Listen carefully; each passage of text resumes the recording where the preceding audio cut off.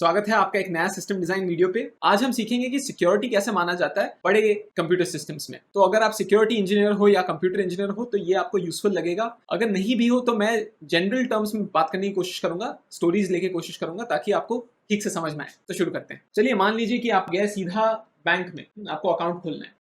तो बैंक में जो आदमी है उन्होंने कहा कि मुझे थोड़े डॉक्यूमेंट्स की जरूरत है। तब पूछेंगे डॉक्यूमेंट्स क्यों चाहिए? वो कहेंगे कि क्योंकि मुझे आपको वेरीफाई करना है कि आप ही वो आदमी हो जो आप कह रहे हो। तो वेरिफिकेशन के लिए आप क्या दोगे? आप दोगे शायद अपना आधार कार्ड। आधार का जो सिस्टम है वो ओटीपी जनरेट करेगा, आपके मोबाइल पे भेजेगा। हमको बताया, हमने आधार को बताया, इन्होंने कहा हाँ बिल्कुल ये हमारी आदमी। अगर सही ओटीपी था तो यस रिस्पॉन्स आएगा और बैंक मान जाएगा कि जो आप कह रहे हो वो सच है। आप ऑथेंटिकेट हो जाओगे। ये होता है वेरिफिकेशन या ऑथेंटिकेशन। और इस तरह बैंक को श्योरिटी हो गया है कि ये जो अकाउंट खुला है वो आप ही ऑपरेट कर रहे हैं। तो कल को कुछ भी प्रॉब्लम हुआ तो वो आपके पीछे पड़ेंगे। एक और होता है, उसका नाम बड़ा फेमस है, विच इज ऑथराइजेशन। तो मान लीजिए आप गए बैंक में और आपने कहा कि इस कस्टमर का अकाउंट डिलीट कर दीजिए। भाई ऐसे कैसे डिलीट कर दे? पहले वेरीफाई कर लेते हैं आप कौन हो। आपने बोला हाँ मैं गौरव हूं, तो कहेंगे अरे यार आप कैसे डिलीट कर सकते हैं? आप एम्प्लॉय थोड़ी ना है। आप खुद का अकाउंट क्लोज कर सकते हैं, किसी और का अकाउंट डिलीट नहीं कर सकते। लेकिन हो सकता है कि कोई पुलिस ऑफिसर आ गया और उन्होंने कहा कि यहाँ पे अकाउंट इनका डिलीट कीजिए या एटलीस्ट फ्रीज कर दीजिए अकाउंट। तो करेंगे कि कैसे कर सकते हैं ऐसे? तो आप कोर्ट का एक नोटिस दिखा सकते हैं। मान लीजिए आपको हाई कोर्ट का एक नोटिस है कि इनका अकाउंट फ्रीज कर दो। तब जाके हम कहेंगे ठीक है चलिए आपके पास परमिशन है जो आप करने की कोशिश कर रहे हो उसकी, और आप पुलिस वाले भी हो तो हम आपकी बात मानेंगे, हम वो अकाउंट को फ्रीज कर देंगे या जो भी करेंगे। इसी एग्जाम्पल को यूज करके हम एक चीज करने की कोशिश करते हैं और वो है नेट बैंकिंग। आप ब्राउजर में बैंकिंग का वेबसाइट खोलकर किसी को फंड ट्रांसफर करना चाहते हैं तो घुसने से पहले वो पूछेगा कि अरे अरे यूजर नेम क्या है, अकाउंट क्या है, कस्टमर आईडी क्या है। तो आप कहेंगे मुझे पता है, ये रहा मेरा कस्टमर आईडी और ये रहा मेरा पासवर्ड। ये दोनों आपने अगर सही से एंटर किया तो आप सीधा अकाउंट पेज के अंदर चले आते हैं, है ना। ये सिक्योर आपका लॉगिन हो गया। बैंक कहता है आपने लॉगिन कर दिया है। ये लॉगिन का मतलब क्या है अब पता चल जाएगा। आप अकाउंट पेज पे गए, आपने कहा चलो यार फंड ट्रांसफर करते हैं। तो आपने कहा बैंक को फंड ट्रांसफर करनी है मुझे, मेरा नाम ए है, मुझे करना है ट्रांसफर टू बी। अब हमें कंप्यूटर सिस्टम्स के बारे में थोड़ा और गहराई से समझना पड़ेगा कि ये इतना प्रॉब्लम क्यों देता है। बैंक एक सर्वर है और वो सर्वर को हम कहेंगे स्टेटलेस।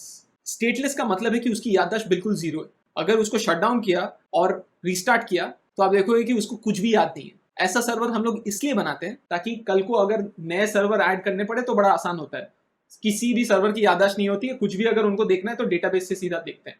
तो डेटाबेस की याददाश्त बहुत मजबूत है, इनफाइनाइट है ऐसा मान सकते हैं। सुनामी वनामी भी हुआ तो भी 2-3 कॉपी है इस डेटाबेस के अलग अलग जगह पे दुनिया में। तो डेटाबेस का डेटा नहीं खोने वाले हैं, बट सर्वर का डेटा बिल्कुल फ्लश हो जाता है। अगर पावर कनेक्शन गया या फिर रीस्टार्ट किया या फिर अपग्रेड कर रहे हैं या फिर कुछ भी हो, कभी भी डेटा सर्वर से जा सकता है। तो इंजीनियर कहते हैं कि ठीक है यार, अगर इसका कोई भरोसा ही नहीं है तो हम हर रिक्वेस्ट को, जब भी कोई आदमी हमारे पास आता है और कहता है कि कुछ करो, कोई भी एक्शन करता है, हम उसको अपने सर्वर में स्टोर नहीं करेंगे, उस एक्शन को डेटाबेस में स्टोर करेंगे।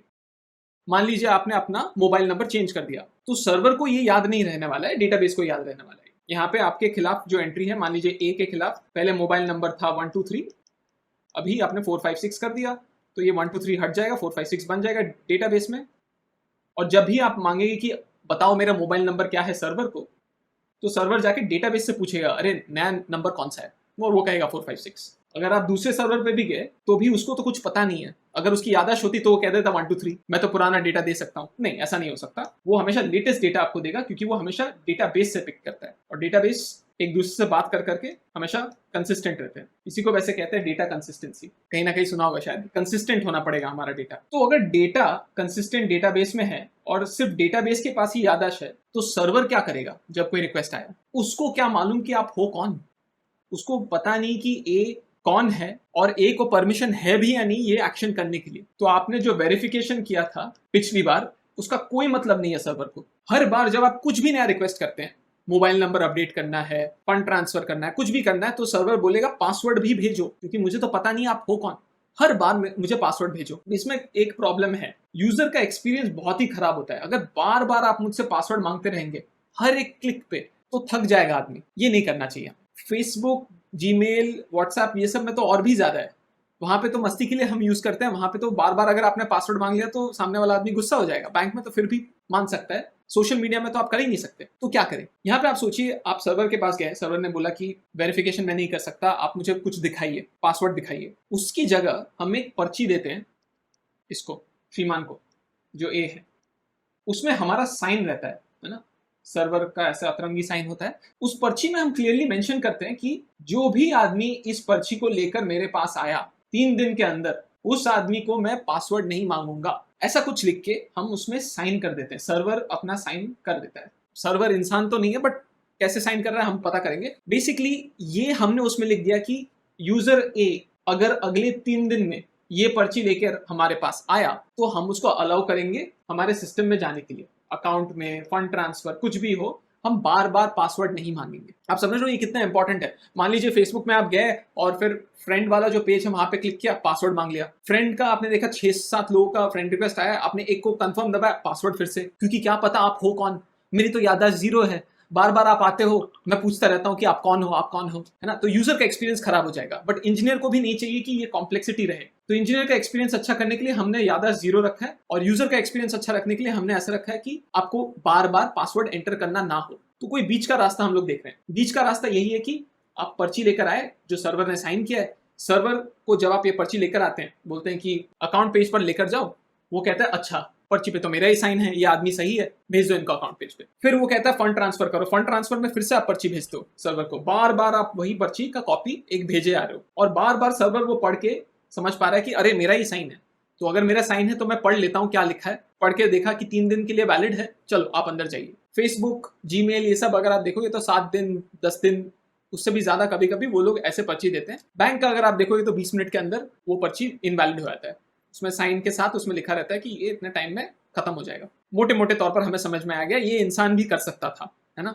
बार बार आपका आधार कार्ड वेरीफाई करने की जगह इंसान ये कह देगा कि चलो बैंक से स्टेटमेंट आ गया है, ये अगली बार आप लेके आ जाना, टोकन नंबर, आप जस्ट टोकन दिखा देना, मैं देख लूंगा और समझ जाऊंगा आप वही आदमी हो। अब इंटरेस्टिंग पार्ट है, सर्वर कैसे साइन कर रहा है? इंसान साइन करता है वो तो ठीक है, सर्वर क्या साइन कर रहा है?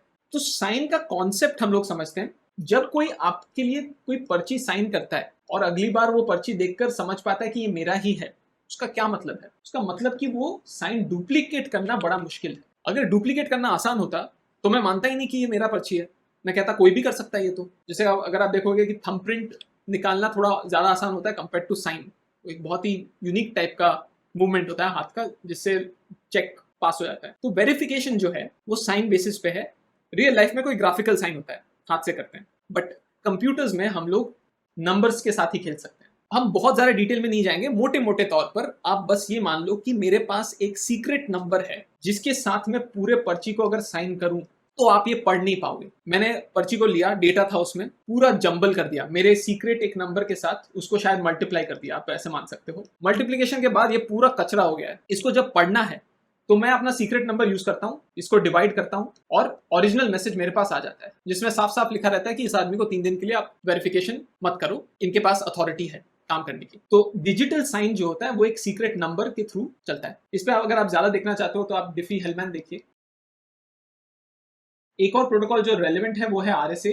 2 जो है RSA में वो ट्यूरिंग अवार्ड जीत चुके हैं, जो कंप्यूटर साइंस का नोबेल प्राइज जैसा है। आप समझ पा रहे हैं कि ट्यूरिंग अवार्ड अगर जीता है तो फिर बहुत कुछ किया है। उनमें से एक चीज ये है, साइन कैसे करते हैं कंप्यूटर्स, सीक्रेट नंबर का एक मेथड निकाले। तो मोटे मोटे तौर पर security large scale distributed systems में ऐसे होता है कि आप या तो ऑथेंटिकेट कर रहे हैं या तो ऑथराइज कर रहे हैं। हम ज्यादा ऑथेंटिकेट या फिर वेरिफिकेशन पे देख रहे थे। हमने देखा कि ठीक है OTP वेरिफिकेशन हम कर सकते हैं लेकिन कंप्यूटर सिस्टम ज्यादातर पासवर्ड यूज करते हैं। पासवर्ड बार बार नहीं यूज कराना चाहते क्योंकि यूजर का एक्सपीरियंस खराब हो जाएगा, और पासवर्ड स्टोर भी नहीं करना चाहते सर्वर पे क्योंकि वो डेंजरस भी है, और इंजीनियर इतना मेहनत भी नहीं करना चाहते, सिंपल रखना चाहते हैं सिस्टम। तो उल्टा हम लोग लोगों पर ही वो जिम्मेदारी दे देते हैं कि आप ये पर्ची रखा करो, अगर पर्ची खो दिया आपने तो कोई बात नहीं, फिर से लॉग इन कर दो, है ना। 20 मिनट बाद जब आपका सेशन एक्सपायर हो जाएगा तब आप फिर से लॉग इन कर दो, फिर से नया पर्ची दे देता हूं आपको। अगर आप वही हो जो आप कह रहे हो तो आप तो 100 बार लॉग इन भी कर सकते हो। ये तो कन्वीनियंस के लिए है। थैंक यू, आपने देखा ये वीडियो। होपफुली आपने समझा कि ऑथेंटिकेशन कैसे होता है बड़े सिस्टम्स में। अगर आपको कोई डाउट है या सजेशन है आप प्लीज कमेंट पे लिखिए। अगर आपको पसंद आया वीडियो तो लाइक दबाइए, और अगर आपको नोटिफिकेशन चाहिए ऐसी वीडियोस के तो सब्सक्राइब बटन दबाइए। अगली बार मिलते हैं, सी यू।